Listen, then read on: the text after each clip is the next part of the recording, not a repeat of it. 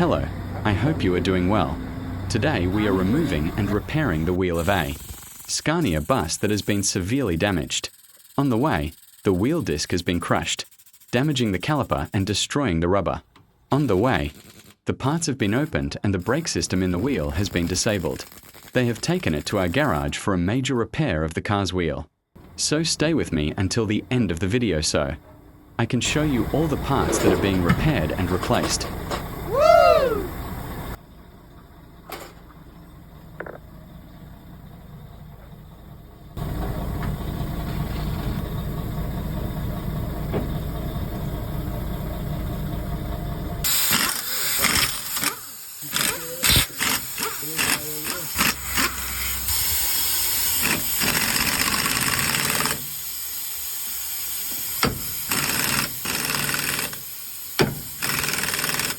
از چی میگن که قایم معلوم میشن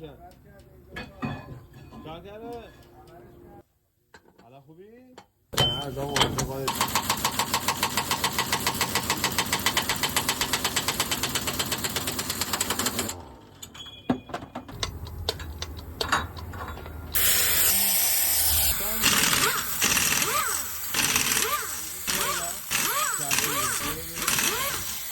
زده همه سنشته یا بساطه بودم اینجا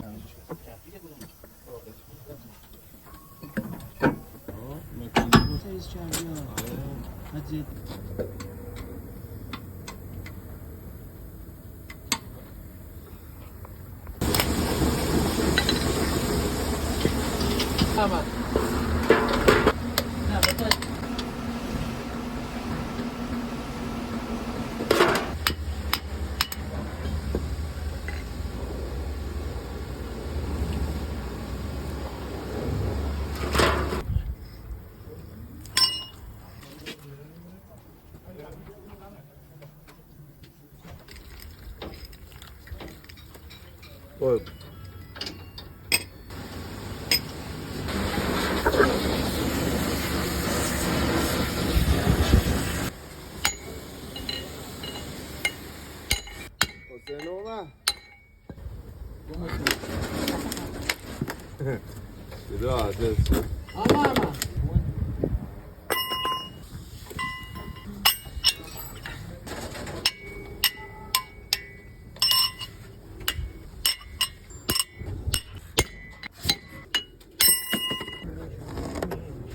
میش داره؟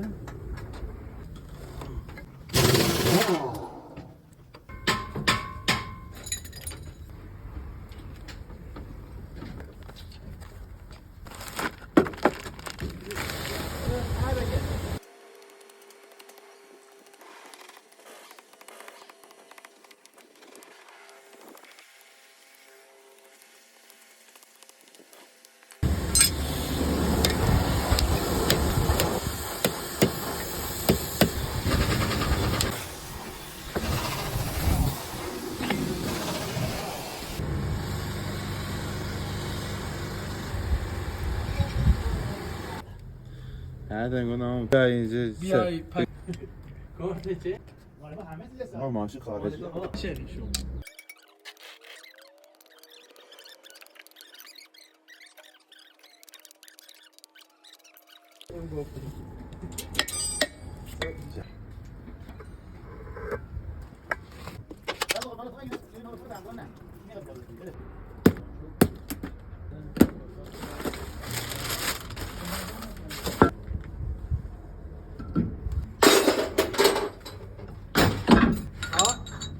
اوفو کاکا